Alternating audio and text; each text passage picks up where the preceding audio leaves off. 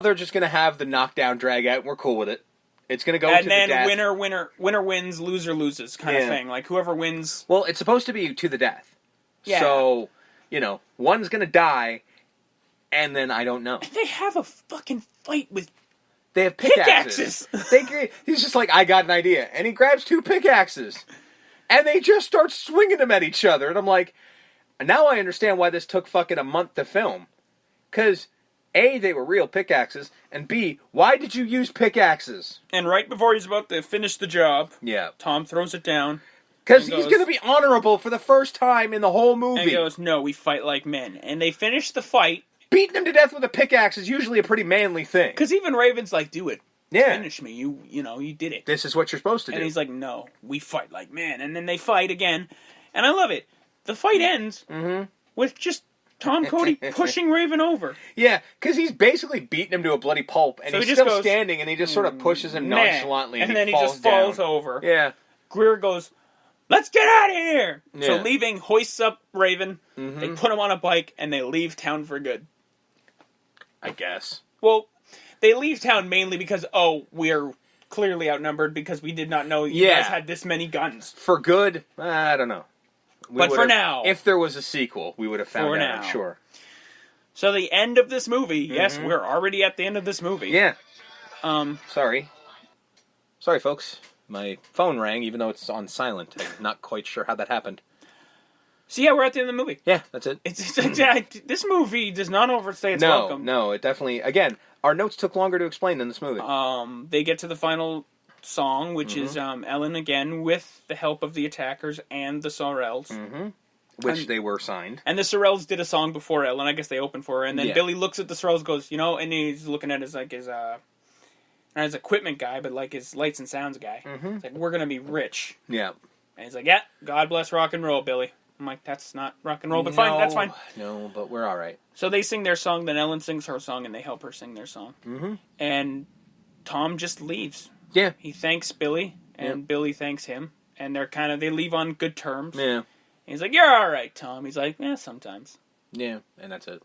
And then Ellen gets off stage, like, are you really going? He's like, that's alright, baby. We're just not meant for each other. You're playing music, and what am I going to do? Live out of your suitcase? And then he just plants one on her, and then he leaves like a fucking hero. And he literally gets, he walks outside, and then here comes McCoy pimping up in his car that they had to leave.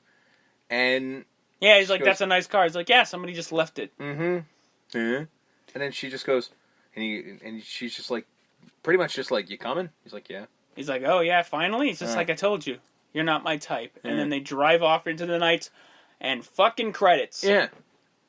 This movie is 93 minutes. It feels like it's 40. Yeah, it doesn't waste time doing stuff. This movie trucks. It doesn't waste time explaining shit. It's strange. Like, if you're watching it for the first time, it's just like beat, like first act, second act, third act, done. And you're like, oh, it's already over? Yeah. Like, I think there's more musical in this movie than there is movie. Oh, yeah. Like, if you piece Nowhere Fast, and the 2 songs from the Blasters, and the songs from the Sorrells, and the ending song, and I think there's a song with Sorcerer from Maryland Name halfway through the movie, which, when they're walking through town, and it's intercut with a music video, a straight-up music video that we then see on a screen. Yeah, like, I would say there's roughly 30 minutes of music in this movie. And I would say that there's about 10 minutes of dialogue. Everything else is visual shit. Yeah. Like, it's not a real film. I don't know how else to say it. It's just weird. It's a one long music video. It is. Yeah. It is a big ass MTV 80s music video. It's kind of like Crushed Groove in a way. A little bit, yeah. Or it's more music than anything. Now it's presented as a rock and roll fable, so sure, but it is a rock and roll fable. That's not false marketing. It's definitely mostly music. It's very strange. Very strange. That's the reason why I like it, Steve. If you've learned anything from me in this now 42 episodes, ladies and gentlemen, I like weird films. Yes. So I like this film a lot. That's why I'm giving it 8 battery bombers out of 10. This movie's fucking wackadoo, man. Yeah. From the whole neon 50s chic to the actual music, which is the best part of the film, to even, like, I like that the characters, sometimes a movie works with one-dimensional characters. Because that's what these characters are. There's no depth to any of these people. No, not at all. They're as deep as a frisbee. There's nothing there. They work somehow. Like, you know, you get that faux tough guy, Tom Cody, and you get the overly dramatic bad guy. Yeah, and you have the smart ass, kind of good guy, kind of bad guy in Billy Fish, and I mean, it's less a comic book than a comic strip. You know what I mean? It's very neon western, extremely, which I like. Yeah, and that's why he has the coat. That is true. He was again part of the documentary. They were going to give him a hat, and he's like, it didn't work.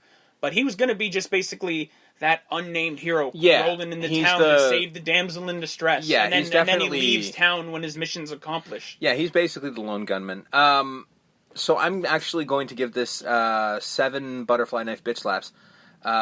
Because, it was enjoyable. As weird as it is. Like, I'm not saying, like, I can even recommend this to people. I really can't. No. But I had a fun time watching it.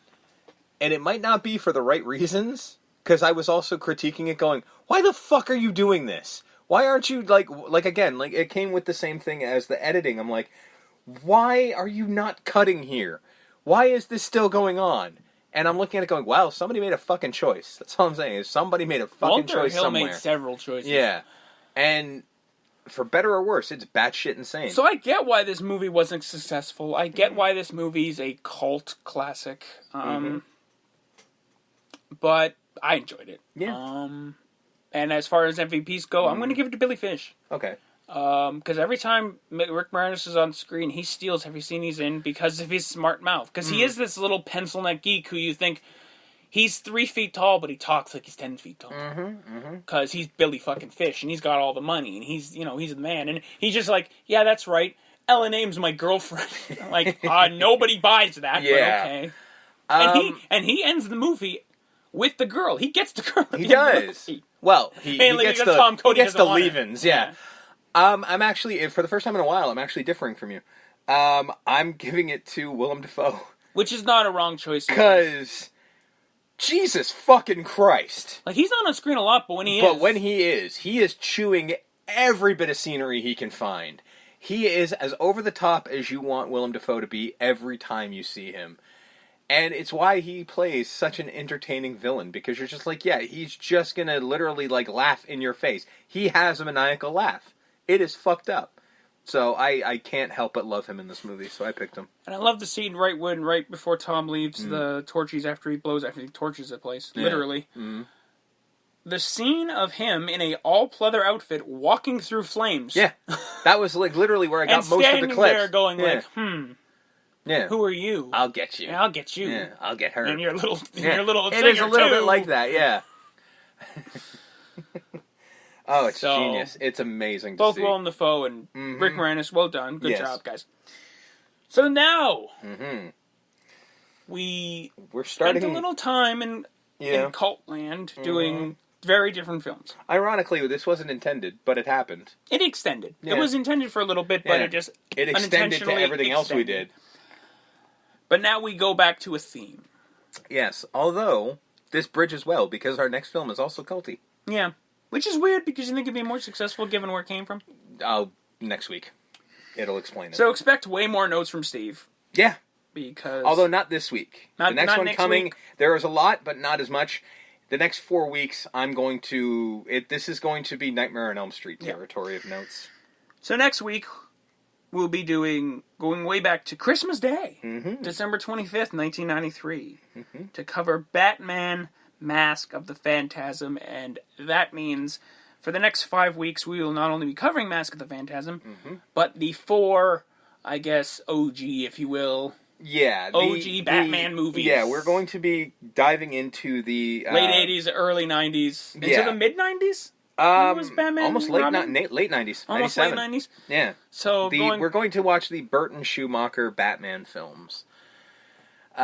Because it is Batman's 80th anniversary, it's also the 30th anniversary of Batman. 89. It seemed like the time Also, because Batman is, in fact, Mm-hmm. Steve's Lord and Savior.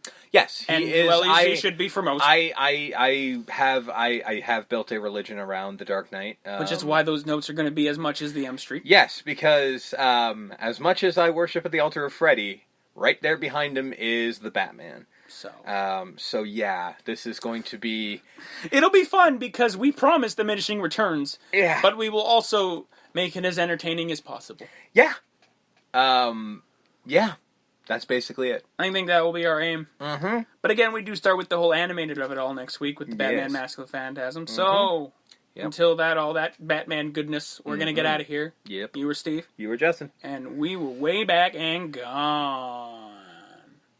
Hey, I'm never